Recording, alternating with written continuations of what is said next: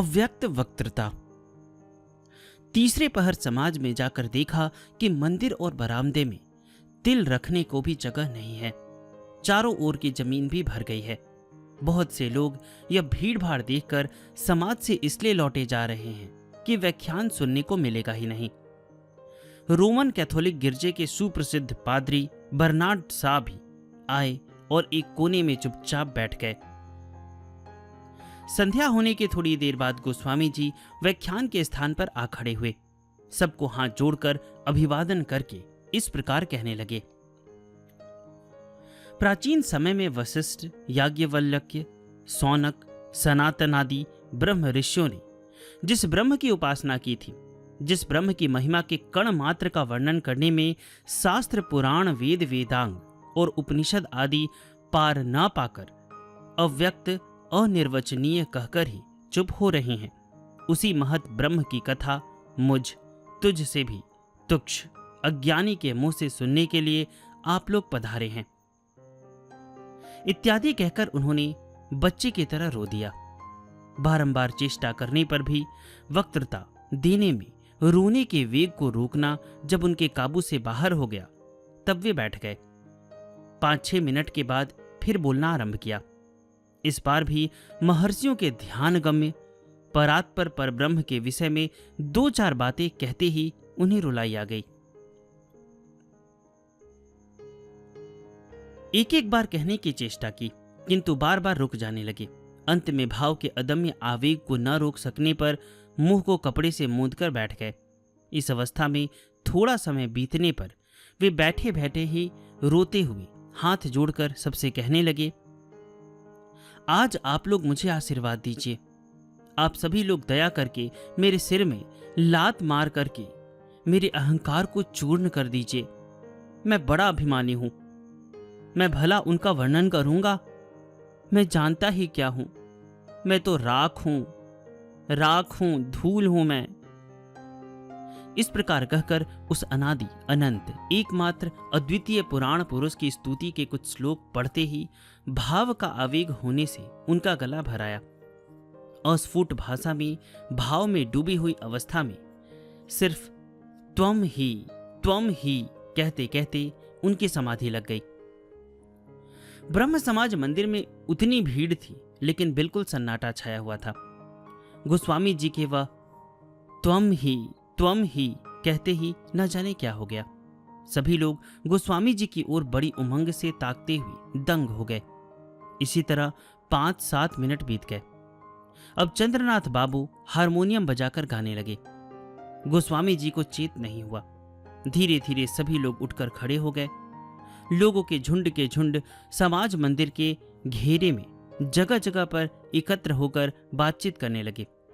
व्याख्यान सुनने से जो उपकार होता, उसकी अपेक्षा अधिक लाभ मुझे आज गोस्वामी जी की दशा देखने से हुआ। धन्य है ब्रह्म समाज। बारोदी के ब्रह्मचारी की बात। आज रात को साधन बैठक में शामिल होने के विचार से स्कूल की छुट्टी होते ही मैं प्रचारक निवास में गया। मैंने गोस्वामी जी के आसन के पास एक जोड़ी खड़ाऊं रखी देखी। उस समय गोस्वामी जी आसन पर नहीं थे। खड़ाऊं खूब बड़ी और पुरानी थी। मैंने उन्हें हाथ में लेकर पूछा, यह खड़ाऊं किसकी है? गोस्वामी जी की सास ने कहा, ब्रह्मचारी जी ने गोस्वामी जी को दी है। मैंने पूछा, अब ये कौन से ब्रह्मचारी हैं? उन्होंने तनिक अचरज करके कहा, तुमने ब्रह्मचारी जी की चर्चा नहीं सुनी? समाधि लगाने पर गोस्वामी जी को मालूम हुआ कि बारोदी में एक महापुरुष छिपे हुए रहते हैं। इसके बाद गोस्वामी जी उनके दर्शन करने गए थे। ब्रह्मचारी जी इस समय 156 वर्ष के हैं। उन्होंने अपना परिचय देकर कहा है कि वे गोस्वामी जी के पितामह के चाचा लगते हैं। पूर्व पुरुष के चिन्ह स्वरूप उन्होंने यह खड़ाओं की जोड़ी और एक कंबल गोस्वामी जी को दिया है। ब्रह्मचारी जी का हाल जानने की मुझे बड़ी उत्सुकता हुई। साधन बैठक में बैठकर रात को शिष्यों के साथ प्राणायाम करते समय गोस्वामी जी अक्सर गदगद होकर जय ब्रह्मचारी जी, जय रामकृष्ण परमहंस, जय माता जी, जय परमहंस जी, जय गुरुदेव, जय गुरुदेव कहते कहते समाधिस्थ होकर ढुलक जाते हैं। उस समय महापुरुषों का आविर्भाव होने से गुरु भाइयों के भीतर अद्भुत भाव की उमंग और अलौकिक अवस्था आदि का विकास देखता हूं। तो क्या यही ब्रह्मचारी जी उन महापुरुषों में से एक व्यक्ति हैं? एक भजनानंदी गुरु भाई से ब्रह्मचारी जी के संबंध में पूछताछ की तो उन्होंने कहा, कुछ दिन हुए समाधिस्थ अवस्था में गुरुदेव को पता लगा कि बारदी में एक महापुरुष हैं। उस समय ब्रह्मचारी जी ने भी गोस्वामी जी का हाल जानकर हमारे किसी किसी गुरु भाई से कहा, क्या गोस्वामी एक बार आकर हमें दर्शन न देंगे? वे ना आएंगे तो हम ही को जाना पड़ेगा। भले आदमी सुने गए हैं, उनके साथ हमारा कोई रिश्ता भी हो सकता है। ऐसा ना होता तो उनकी और मुझे इतना आकर्षण क्यों होता? शिष्यों के मुंह से यह हाल सुनकर गोस्वामी जी उन ब्रह्मचारी जी के दर्शन करने के लिए गए। उस समय के ब्यौरे का पता लगाकर और भी विस्तार के साथ हाल जानने को मैं बहुत ही उत्सुक बना रहा। बारदी से आकर गोस्वामी जी इन गुप्त महापुरुष ब्रह्मचारी को अब लोगों में प्रकट करने लगे। ढाका, विक्रमपुर, मैमनसिंह, फरीदपुर प्रभृति स्थानों से शिक्षित भले आदमियों के जत्थे अब ब्रह्मचारी जी के दर्शन करने बारोदी को जाते हैं। थोड़े ही दिनों में तमाम पूर्वी बंगाल में ब्रह्मचारी जी का नाम प्रसिद्ध हो गया है। ब्रह्मचारी जी के संबंध में जो घटनाएं मैं सुनता हूं उन पर मुझे विश्वास नहीं होता। इच्छा है कि यदि कभी उनके दर्शन मिल जाएंगे तो साक्षात उन्हीं के मुंह से उनके जीवन का अद्भुत ब्यौरा सुनकर डायरी में लिख लूंगा। दरभंगा में गोस्वामी जी की बीमारी, बचने में संदेह। स्कूल की तातील है, इससे घर चला आया हूं। बहुत दिनों से गोस्वामी जी की कोई खबर नहीं मिली। गुरु भाइयों के पास जाने के लिए मैं बहुत ही बेचैन हो गया। ढाका के लिए चल दिया। शंकर टोला के गुरु भाई डॉक्टर प्रसन्न कुमार मजुमदार जी के डेरे के पिछवाड़े अपने एक मित्र के डेरे पर मैं जा उतरा। सवेरे में जंगला खोले हुए बैठा था कि प्रसन्न बाबू के डेरे में बहुत लोगों की गड़बड़ सुन पड़ी। राम मजुमदार ने मुझे देखकर कहा, क्या आपको गोस्वामी जी का कुछ समाचार मालूम है? वे बीमार हैं। यह सुनते ही मैं डॉक्टर के डेरे पर दौड़ा गया। पहुंचकर देखा कि वहां अलग अलग स्थानों में अनेक झुंडों में बहुतेरे गुरु भाई बहन गोस्वामी जी की चर्चा कर रहे हैं, कोई कोई रो रहे हैं। विस्तृत ब्यौरा सुनने के लिए आतुर होकर मैंने राम बाबू से पूछा तो उन्होंने कहा, दरभंगा में गोस्वामी जी को डबल निमोनिया हो जाने से दोनों फेफड़े सड़ने लगे हैं। हालत बहुत नाजुक है। गोस्वामी जी के घर के लोग योग जीवन, कुंज घोष, प्रसन्न बाबू ये सभी कल ही दरभंगा को चले गए हैं। कल सवेरे हम लोगों ने यहाँ से अर्जेंट तार भेजा था, किंतु अभी तक कुछ खबर नहीं मिली। नहीं जानते क्या हुआ। गोस्वामी जी की इस हालत का हाल सुनकर मेरा दिल धड़कने लगा। रुलाई आ गई। डेरे पर लौटकर मैंने दरवाजा बंद कर लिया। 7 बजे से लेकर कोई 1 बजे तक मैंने लगातार रोते रोते भगवान के चरणों में और गोस्वामी जी के गुरु परमहंस जी से गोस्वामी जी को अच्छा कर देने के लिए प्रार्थना की। भीतर जलन होने लगी। मेरे लिए संसार में अंधेरा जचने लगा। गोस्वामी जी के अच्छे हो जाने का संवाद पाने के लिए दिन रात बड़ी बेचैनी से कटने लगे। आकाश मार्ग से ब्रह्मचारी जी का दरभंगा जाना। दरभंगा में इस बार जिस तरह गोस्वामी जी अच्छे हुए वह अद्भुत वृतांत है। शुक्रवार को सवेरे तार मिला, गोस्वामी जी की हालत खराब है। डबल निमोनिया होने से दोनों फेफड़े सड़ने लगे हैं। बचने की आशा नहीं है।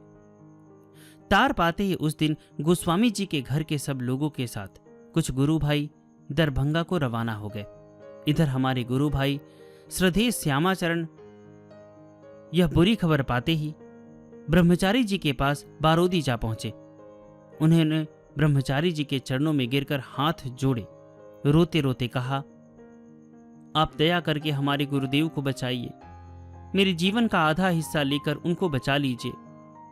ब्रह्मचारी जी ने कहा, यदि वे चले ही गए तो मैं तो मौजूद हूं।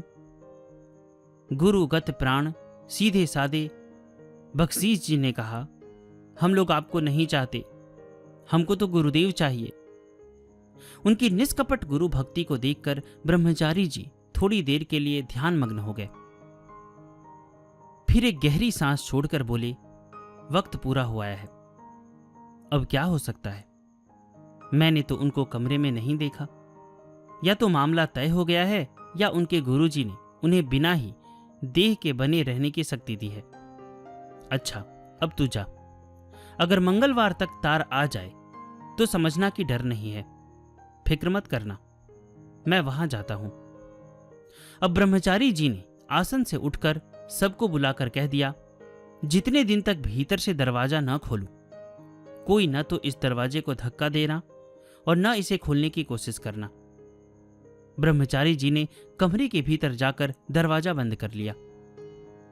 उस दिन ढाका से भी पूर्वोक्त सब लोग दरभंगा को जा रहे थे।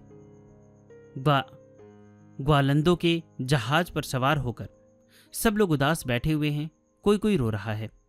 अकस्मात योग जीवन ने आकाश की ओर देखकर उंगली से दिखाकर कहा, वह देखो, ब्रह्मचारी जी भी दरभंगा जा रहे हैं। उन्होंने हाथ हिलाकर मुझसे कहा, हम भी दरभंगा जाते हैं, तुम लोग चिंता मत करो, कुछ डर नहीं है। बूढ़ी महाराजिन ने दरभंगा पहुंचकर देखा था कि पास के कमरे में बैठे हुए ब्रह्मचारी जी गोस्वामी जी की ओर देख रहे हैं। मंगलवार तक ढाका के गुरु भाई लोग तार घर की ओर दौड़ धूप करते रहे थे। खबर मिली कि गोस्वामी जी को आराम हो रहा है। गत फागुन महीने से लेकर आषाढ़ तक गोस्वामी जी ढाका में नहीं थे, अतएव उनका इस समय का कुछ भी विवरण मेरी डायरी में नहीं रहा। गुरु भ्राता श्रीयुत कुंज विहारी ठाकुरता और श्रीयुत ज्ञानेंद्र मोहन दत्त ने अपनी डायरी में गोस्वामी जी की इस समय की अद्भुत घटनाएं साफ साफ लिखी है। उनकी डायरियां देखकर मैं इस स्थान पर थोड़ा सा आभास लिखे लेता हूं कि गोस्वामी जी किस समय, कहां, किस तरह थे। माघ कृष्णा 14 को गोस्वामी जी पश्चिम जाने की इच्छा से कलकत्ते को रवाना हुए। वहां एक दिन ठहरकर दूसरे दिन श्यामानगर पहुंचे। वहां से नाव में बैठकर चुचुड़ा गए। बुधवार को महर्षि देवेंद्रनाथ ठाकुर से भेंट की। महर्षि ने गोस्वामी जी को देखकर बहुत ही आनंद प्रकट करके कहा, सभी कहते हैं कि गोस्वामी पागल हो गए हैं, पौतलिकों का सा व्यवहार करते हैं, किंतु ये तो पागल नहीं है। मैं तो इन्हें धूप की सुगंध से आवृत सफेद दुर्गा जी की मूर्ति की तरह देखता हूं। इसी समय महर्षि के पास एक चिट्ठी आई। किसी प्रसिद्ध ब्रह्म समाजी ने कुछ प्रश्न करके उनको लिखा है, आपने एकांत स्थान में बहुत समय तक रहकर धर्म साधन किया है, इससे आपको क्या मिला और इस संबंध में आप क्या उपदेश देते हैं, इत्यादि। महर्षि ने अपने अनुगत भक्त श्रीयुत प्रियनाथ शास्त्री जी से उत्तर लिखने के लिए कहा, लिख दो। अब से गोस्वामी जी को जो कुछ कहे वह मेरा ही कहना समझा जाए।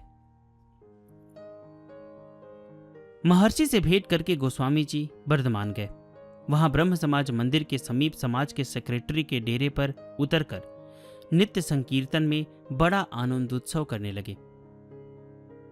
नगेंद्रनाथ चट्टोपाध्याय प्रभृति प्रसिद्ध ब्रह्म समाजी लोग कलकत्ता और अन्य दूर दूर के स्थानों से आकर गोस्वामी जी की उपासना में शामिल होने लगे। उदय और अस्त के समय सभी लोग गोस्वामी जी के साथ धर्म चर्चा में आनंद करने लगे। एक दिन गोस्वामी जी एक ढाक का पेड़ देखकर ठिठक्कर खड़े हो गए। फिर उसके प्रत्येक फूल में भगवती का आविर्भाव देखकर मूर्छित होकर गिर पड़े और एक दिन वर्धमान नरेश के गुलाब बाग में गए तो वहां गुलाब के फूलों की शोभा देखते देखते समाधिस्थ हो गए। वर्धमान में रहते समय उन्होंने कुंज बिहारी देवेंद्रनाथ सामंत प्रभृति को दीक्षा दी। इसके बाद शिष्यों को साथ लेकर वे दरभंगा की ओर चल पड़े।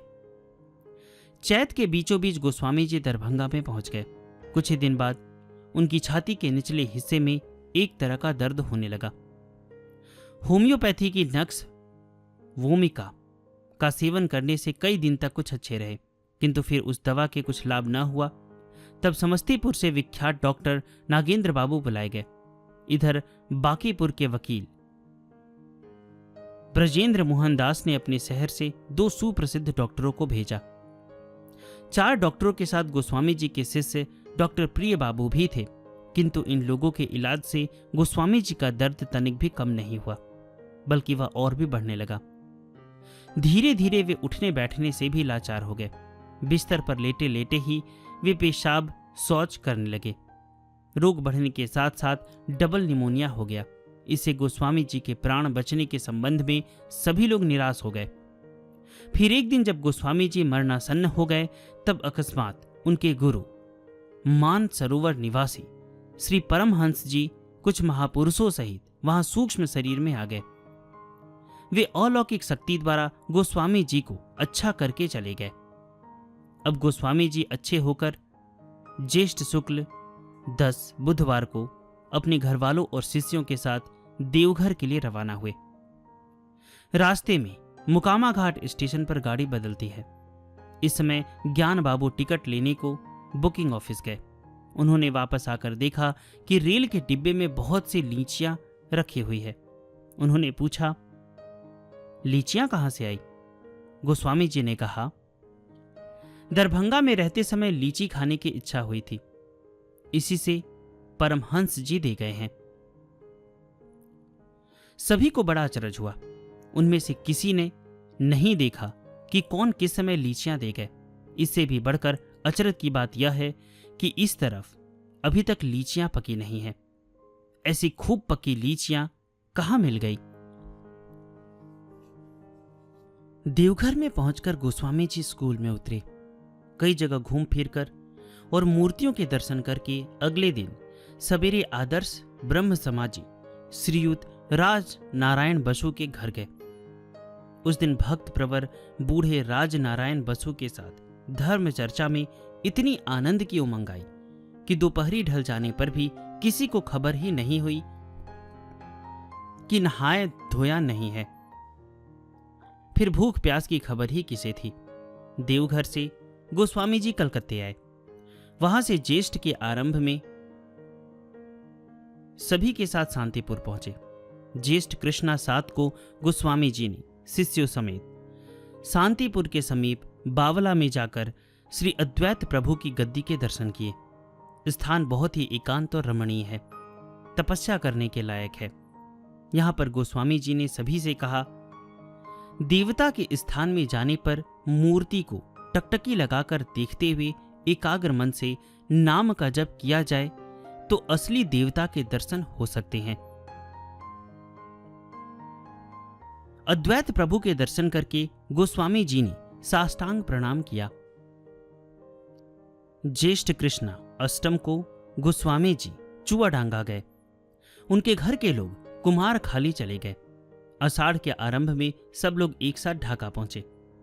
यहां 2-4 दिन विश्राम करके सब के साथ गोस्वामी जी ब्रह्मचारी जी के दर्शन करने को बारोदी गए। ब्रह्मचारी ने कहा, दरभंगा पहुंचकर हमने तुमको घर में नहीं देखा। गोस्वामी जी ने कहा, गुरु जी ने मुझे देह से बाहर निकाल लिया था। बारोदी में कई दिन ठहरकर अब वे ढाका लौट आए हैं और ब्रह्म समाज के प्रचारक निवास में पहले की तरह रहते हैं। रोग से बचने का अद्भुत ब्यौरा। गोस्वामी जी ढाका आ पहुंच गए हैं। तीसरे पहर कोई 5:30 बजे गोस्वामी जी के दर्शन करने को मैं समाज मंदिर में गया। मैंने आज ही पहले पहल गोस्वामी जी के पत्नी के पैरों में गिरकर प्रणाम किया। प्रचारक निवास में आज बेहद भीड़ है। गोस्वामी जी को प्रणाम करके मैं बैठ गया। एक बात कहने तक का मुझे अवसर ना मिला। गोस्वामी जी का चेहरा देखने से बड़ा कष्ट होने लगा। शरीर बहुत ही कमजोर हो गया है। सिर के बाल झड़ गए हैं। रंग बिल्कुल काला हो गया है। देह दुबली है। हाथ पैरों की तो बात ही क्या, सिर तक सूख गया है। गोस्वामी जी को देखकर अब घनी जान पहचान वाले को भी धोखा होता है। वे टकटकी लगाए शुद्धासन पर एक ही तरह बैठे हुए हैं। साधन के सिवा और कुछ काम नहीं करते। कोई कुछ पूछता है तो चौंक पड़ते हैं। बहुत संक्षेप में तनिक उत्तर देकर फिर अपने भाव में मग्न हो जाते हैं। देर तक बैठा बैठा मैं डेरे को लौट आया। गोस्वामी जी के अच्छे हो जाने का हाल सुनने के लिए बड़ा कौतूहल हुआ। उनके शिष्यों के मुंह से जो अद्भुत बातें सुनता हूं, उन पर मुझे विश्वास नहीं होता। 2-4 दिन प्रचारक निवास में आने जाने पर पंडित जी और श्रीधर प्रभृति के मुंह से गोस्वामी जी के अच्छे होने का अद्भुत वृतांत सुना। स्वयं गोस्वामी जी ने भी अपने आराम होने का समय समय पर जैसा हाल बतलाया, उससे इन लोगों की बातें ठीक ठीक मिल गई। घटना का वर्णन जैसा सुना है उसे लिख लेता हूं। गोस्वामी जी का रोग बहुत बहुत ज्यादा बढ़ गया था। तब उनके नित्य के साथी शिष्य लोग बिल्कुल पागल से हो गए थे। नामी गिरामी डॉक्टर लोग सदा आने और यथासाध्य गोस्वामी जी की चिकित्सा करने लगे। प्रतिदिन बेहद खर्च होने लगा। बहुत कोशिश करते रहने पर भी गोस्वामी जी की हालत धीरे धीरे बिल्कुल खराब हो गई। अब सभी लोग हताश हो गए। इस समय गोस्वामी जी के शिष्यों में से कोई कोई उनके बिछौने की ओर देखकर बीच बीच में चौंकने लगे। उन्होंने देखा कि 4 सूक्ष्म देहधारी, कोई घुटे सिर का, कोई पक्की दाढ़ी मूंछों और जटाओं वाला, कोई सांवला और कोई तेजपूर्ण गोरा मोटा और ऊंचे ढील ढोल का प्राचीन महापुरुष गोस्वामी जी के चारों ओर पल पल भर में प्रकाशित होते हैं और तुरंत ही गुप्त हो जाते हैं। शिष्य लोग चर्चा करने लगे कि ये महापुरुष कौन है और किस लिए प्रकट होते हैं तथा किस लिए चटपट अंतर्धान हो जाते हैं। कोई कोई तो यह अद्भुत घटना देखने से तुरंत ही विपत्ति की आशंका करके बहुत ही डरे और घबरा गए, किंतु कोई कोई उन महापुरुषों में सुपरिचित बारूदी के ब्रह्मचारी जी को देखकर इसे अपना भाग्य समझकर प्रसन्न और अस्वस्थ होने लगे। इधर गोस्वामी जी अचेत हो गए, नाड़ी रुक गई। डॉक्टर लोग आए। वे देखकर बाहर जाकर कह गए, अब देर नहीं है, मामला ठंडा समझो। तब राधा कृष्ण बाबू इकतारा लेकर बहुत ही व्याकुल होकर बड़ी लगन के साथ भगवान का नाम गाने लगे। गोस्वामी जी का शरीर हिलता डुलता नहीं है, बिल्कुल स्थिर है।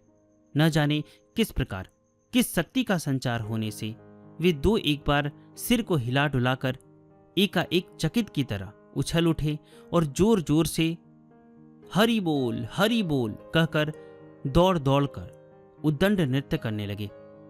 यह क्या है? यह क्या है? क्या हुआ? यह क्या देख रहा हूं? यह तो भगवान की असाधारण कृपा साक्षात अवतीर्ण हुई है। गुप्तगत प्राण गोस्वामी जी के शिष्य भाव में तन मन की सुधि भूलकर जय दयालु महाराज, बोलो हरि बोलो कहकर भगवान की महिमा का कीर्तन करने लगे। संकीर्तन का उच्च शब्द चारों दिशाओं में गूंजने लगा। इसे गोस्वामी जी की विपत्ति की सूचना समझकर बहुत से लोग दौड़ते हुए कीर्तन स्थान में आ पहुंचे। वे लोग उस समय अद्भुत भावावेश में गोस्वामी जी को नृत्य करते देखकर और हुंकार गर्जन के साथ जोर जोर से हरि बोलो कहते सुनकर दंग हो गए। संकीर्तन के स्थान में डॉक्टर लोग भी आए। गोस्वामी जी को उछल उछल कर हरि बोलो कहकर नृत्य करते देख उनको तो मानो काठ मार गया। धीरे धीरे कीर्तन रुका। गोस्वामी जी भी नीचे गिरकर भगवान को साष्टांग प्रणाम करके धीरे धीरे उठ बैठे। अब डॉक्टरों ने कहा, महाशय, हम लोगों की डॉक्टरी विद्या झूठी है। आज आपके जीवित हो जाने से यह साफ साफ प्रमाणित हो गया। न हम लोग कुछ जानते हैं और न समझते हैं। इसके बाद गोस्वामी जी एक बार बारूदी के ब्रह्मचारी जी से भेंट करने गए थे। वहां भी बहुत सारी अद्भुत घटनाएं हुई थी।